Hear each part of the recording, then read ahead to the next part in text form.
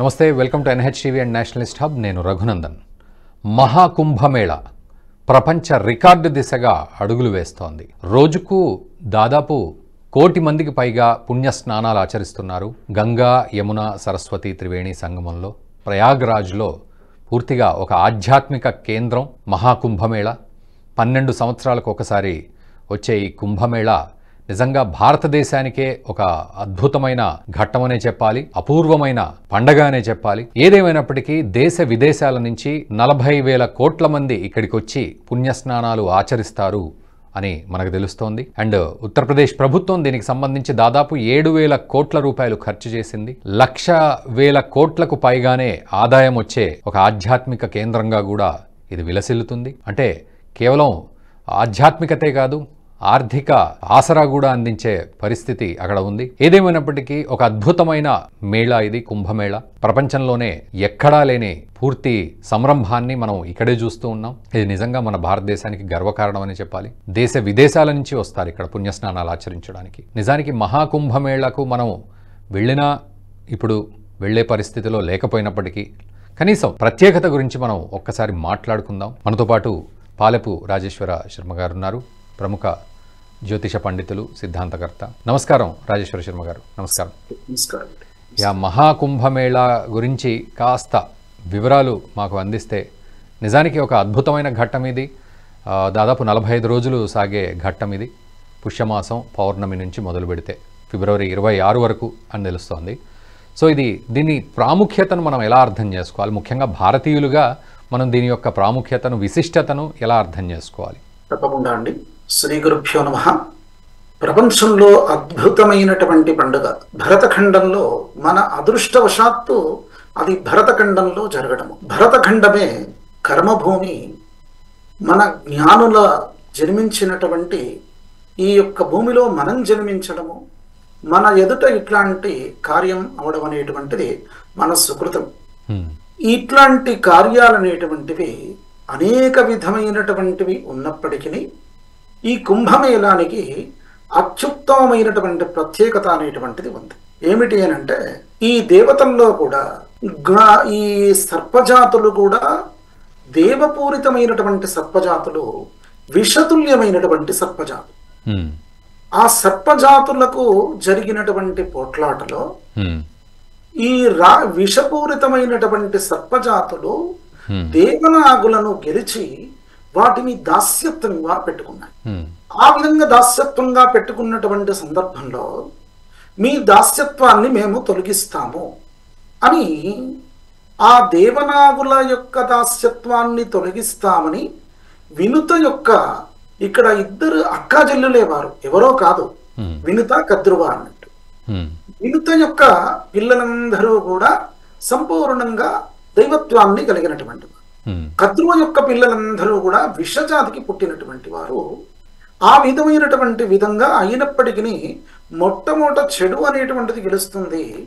ఆ యొక్క సాత్వికమైనటువంటి స్వభావం కొంత ఆలస్యమవుతుంది అనే నానుడి అనేటువంటిది ఉంది.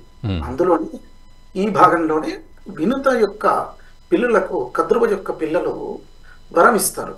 ఒక మాట చెప్తారు, దేవతల దగ్గర ఉన్నటువంటి అమృతాన్ని మాకు అందిస్తే మేము చిరంజీవులుగా ఉంటాం, మాకు చావు అనేటువంటిది ఉండదు, మీకు మా నుండి దాస్యత్వం అనేటువంటిది విముక్తి అవుతుంది అనే విధంగా వినుత యొక్క పుత్రుల్లో కూడా గరత్మంతుడు అత్యంత శ్రేష్ఠుడు కనుక ఆ గరత్మంతునితో పిలిచి చెప్తారు. గరత్మంతుడు బాగానే ఉంది, దేవతలు ఆ గరత్మంతుని నమ్ముతారు, ఎందుకంటే విష్ణుమూర్తి యొక్క వాహనం కాబట్టి ఆయన అమృత భాండాన్ని తీసుకెళ్ళినా ఎవరు కూడా మాట్లాడరు. కానీ ఇంద్రుడు పసిగడతాడు, ఈయన సర్పజాతికి చెందినటువంటి వాడు, ఈ అమృత భాండాన్ని ఎక్కడికి తీసుకెళ్తున్నాడని చూస్తే ఈయన కద్రువ యొక్క పిల్లలకి ఇచ్చేయడానికి వెళ్తూ ఉంటాడు. అయ్యేసరికి ఇంద్రుడు గమనించి అడ్డుకొని, నీవు ఆ విధంగా ఇస్తే చాలా ఇబ్బంది అవుతుంది లోకానికి, కనుక మీరు చేయాల్సింది ఏమిటి అని అంటే, వారికి ఇచ్చినట్టుగా ఒక స్థలంలో పెడతానని చెప్పండి వారికి. ఆ స్థలంలో పెట్టండి, మీరు ఇచ్చిన మాట అనేటువంటిది మీరు నిలుపుకున్న వారు అవుతారు. ఆ స్థలంలో పెట్టాను కదా, మాకు దాస్యత్వం తీసేయండి అని చెప్పండి, తీసేస్తాను.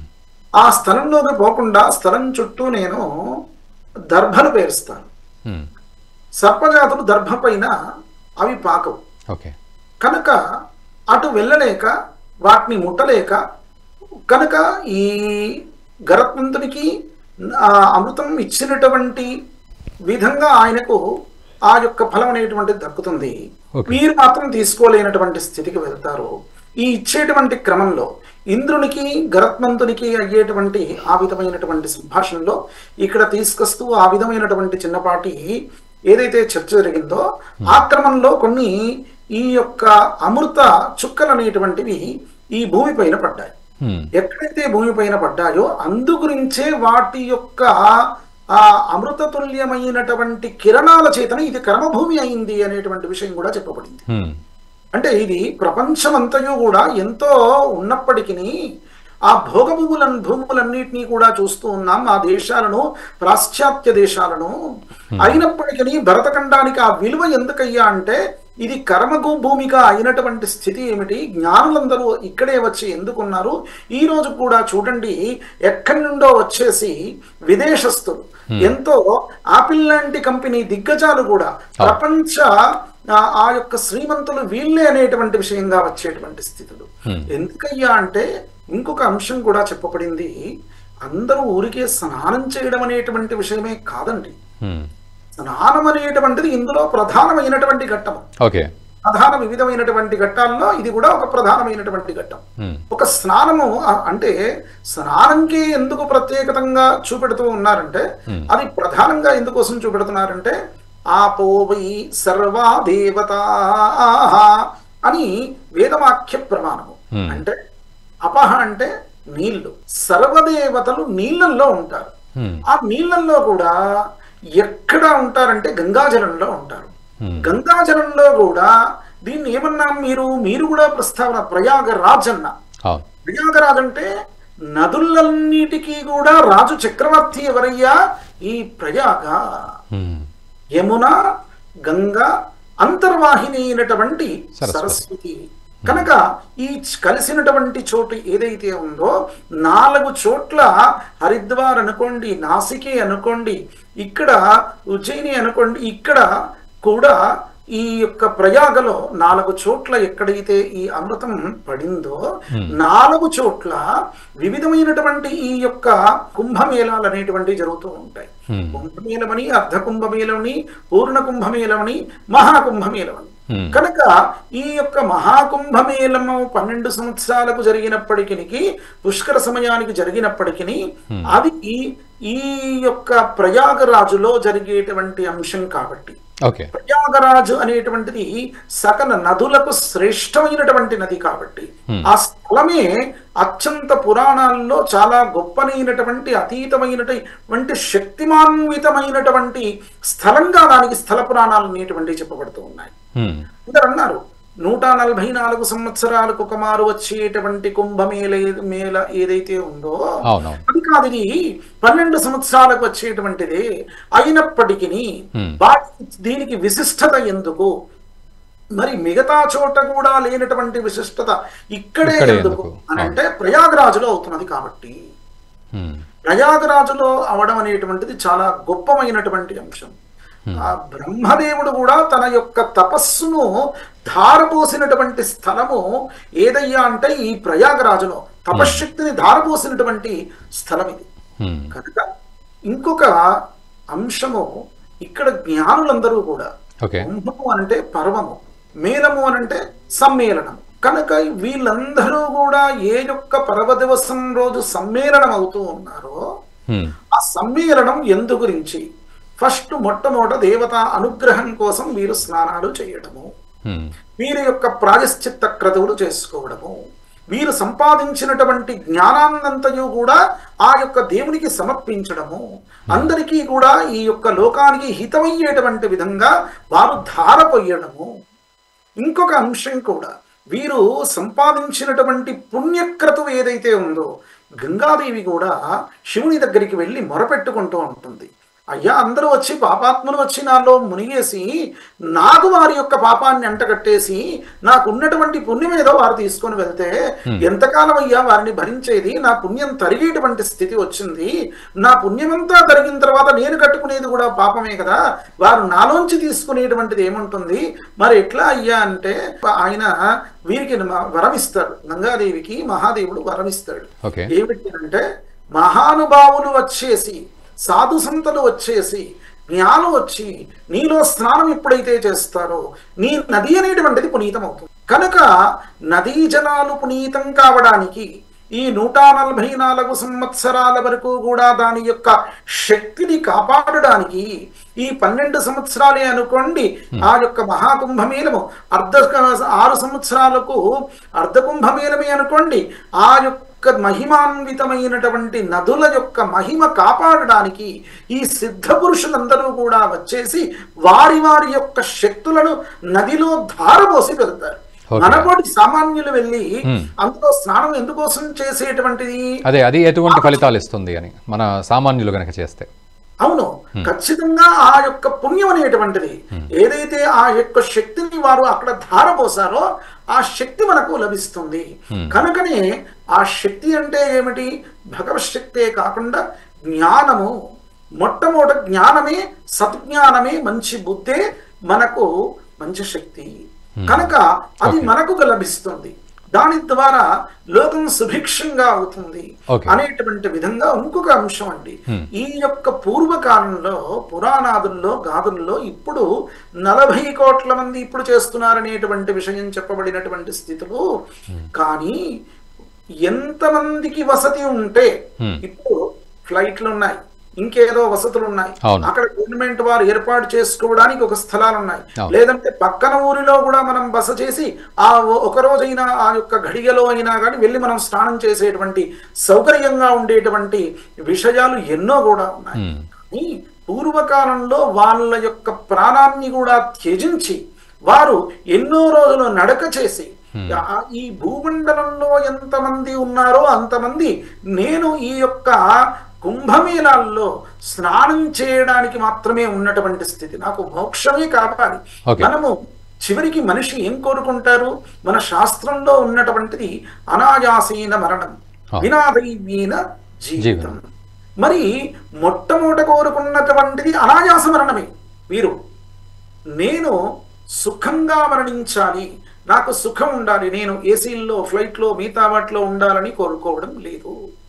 ఏమిటయ్యా అనంటే నాకు అనాయాస మరణం కావాలి, జ్ఞానంతో కూడుకున్నటువంటి మరణం కావాలి, నా యొక్క మరణాంతం నాకు మోక్షం అనేటువంటిదే రావాలి తప్ప ఉత్తరోత్తర జీవితం అనేటువంటిది ఉండకూడదు అనేటువంటి విధంగా చేసేటువంటి బతికే ఈ మనిషి యొక్క జీవితం.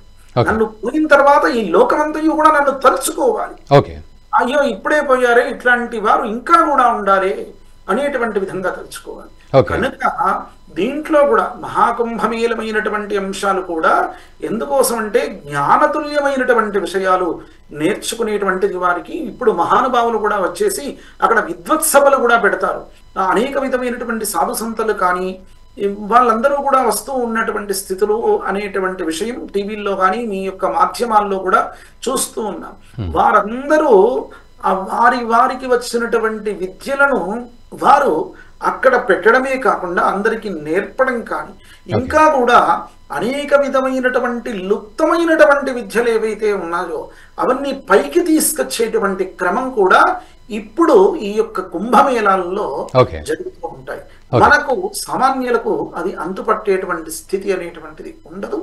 ఇప్పటికీ కూడా మహానుభావులు వారు ఖచ్చితంగా వారు నేర్పుతారు. అనేక విధమైనటువంటి ఆధ్యాత్మిక విద్యలు, జ్ఞాన విద్యలు వాళ్ళన్నిటినీ కూడా. అందుకోసమే వీళ్ళు విదేశస్తులు కానీ మిగతా వారు కానీ చాలా చదువుకున్న వాళ్ళు, జ్ఞానులు వాళ్ళు ఊరికే పిచ్చిలేసినారు.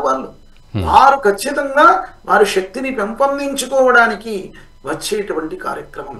కనుక మన కళ్ళ ముందు అవ్వడం ఈ ఉత్తమమైనటువంటి గొప్పనైనటువంటి పండుగ మన జీవితంలో ప్రయాగరాజులో అవడం అందులో చాలా అదృష్టం మనకు. కనుక మనము కర్తా కారయితా చైవ ప్రేరకశ్చానుమోదక అంటే చివరిగా నేను మన యొక్క మీడియా ద్వారా చెప్పుతూ ఉన్నటువంటి అంశం ఏమిటి అని అంటే, ఎవరైనా మంచి పని చేస్తూ ఉంటే వారికి మనం చెయ్యకున్నా వారికి ప్రోత్సాహం అయినా చెయ్యాలి. అవునవును. చెడు పని చేసే వారికి ప్రోత్సాహం చేయకుండా ఖండించాలి. కనుక మనము వెళితే చాలా అదృష్టవంతులం, వెళ్ళాలనే చెప్పాలి, వెళ్ళాలి కూడా ప్రతి వారు. కనుక వెళ్ళలేని సందర్భంలో వీలైనంత వరకు కూడా అందరికీ వెళ్ళి అక్కడ పునీతులు అయ్యేటువంటి ప్రయత్నం మనం చెయ్యాలి. ఆ ప్రయత్నంలో భాగంగా మన యొక్క మీడియా నేషనల్ హబ్ ఛానల్ కానీ, నేను కూడా ఏదో ఇసుక మాత్రమే అనుకోండి, కనుక అట్లాంటి ప్రయత్నపూరితమైనటువంటి అంశాలు మనం చేయడం చాలా అదృష్టం. ఎందుకంటే వారు చేస్తున్నటువంటి మన ద్వారా విని వారు ఎవరైతే ఈ యొక్క పుణ్యకార్యాలకు వెళ్తారో దాంట్లో 1% అయినా కానీ, ఒక కొంతవరకు మనకు లభించినా కానీ ఖచ్చితంగా మన జన్మం అనేటువంటిది ధన్యం అనేటువంటిది అవుతుంది. తప్పకుండా. కనుక ఈ జీవితంలో వచ్చినటువంటి చాలా ఈ అదృష్టపూరితమైనటువంటి ఈ కుంభమేళాన్ని అందరూ కూడా వెళ్ళి పునీతులవుదాము. ఆ స్వామివారి యొక్క, మహాదేవుని యొక్క, అమ్మవారు గంగాదేవి యొక్క అనుగ్రహాన్ని పొందుదాము. శ్రయస్త్రికోటి దేవతల యొక్క అనుగ్రహాన్ని మనం పొందుదాము. స్వస్తి. తప్పకుండా స్వామి. రాజేశ్వర శర్మ గారు, ధన్యవాదాలు. చాలా వివరంగా చెప్పారు మహాకుంభమేళ యొక్క విశిష్టత గురించి. ధన్యవాదాలండి. సో అదండి పరిస్థితి. మొత్తానికి మహాకుంభమేళాకు వెళ్ళాలని మనకు చాలామందికి అనిపిస్తుంది, కానీ సమయాభావాలు, లేకపోతే రావడానికి పోవడానికి గల అనుకూలతలు, ఇవన్నీ కూడా కొంత ఆలోచిస్తూ ఉంటాం. కాబట్టి వెళ్ళలేని వాళ్ళు కూడా మళ్ళీ 12 సంవత్సరాలకు ఒకసారి వచ్చే కుంభమేళా ఇది. సో ఖచ్చితంగా ప్లాన్ చేసుకుని వెళ్ళాల్సిన ఒక చారిత్రక ఘట్టమనే చెప్పాలి, లేకపోతే ఒక విశిష్టమైన ఘట్టమనే చెప్పాలి ఇది కుంభమేళా అనేది. సో 6 సంవత్సరాలకు ఒకసారి వచ్చే ఈ చిన్న కుంభమేళాకైనా వెళ్ళే ప్రయత్నము ప్రతి ఒక్కరూ చేయాలి. అట్ ద సేమ్ టైం మన భారతీయతకు సంబంధించిన ముఖ్యమైన విషయాల్లో కుంభమేళా కూడా ఒకటి. కాబట్టి ఖచ్చితంగా దేశ విదేశాల నుంచి వచ్చి చాలామంది ఇక్కడ పుణ్యస్నానాలు ఆచరించి పుణ్యాన్ని మూటగట్టుకుని వెళ్తున్నారు. సో మనం ఇక్కడ ఉన్న వాళ్ళం ఖచ్చితంగా వెళ్ళే ప్రయత్నం ఖచ్చితంగా చేద్దాం. అట్లీస్ట్ మనస్సులో 10 సార్లు మహాకుంభమేళాను తలుచుకునే ప్రయత్నమైనా మనం చేసే విషయంలో ముందుందాం. సో ఈ విషయంపై మీరేమంటారో ఒకసారి కామెంట్ చేయండి. ఈ వీడియోని దయచేసి మీ మిత్రులకు కూడా షేర్ చేయండి అండ్ మా ఛానల్ని సబ్స్క్రైబ్ చేయండి. ఈ వీడియో మీకు నచ్చినట్టయితే లైక్ చేయండి, 10 మందికి షేర్ చేయండి. అలాగే కామెంట్ల రూపంలో మీ అభిప్రాయాలను మాతో పంచుకోండి. Nationalist hub group of channels ను సబ్స్క్రైబ్ చేసుకుని తెలుగునాట జాతీయవాద జర్నలిజాన్ని ప్రోత్సహించండి. ఈ వీడియో కింద ఉన్న బెల్ ఐకాన్ పై క్లిక్ చేయడం మర్చిపోవద్దు.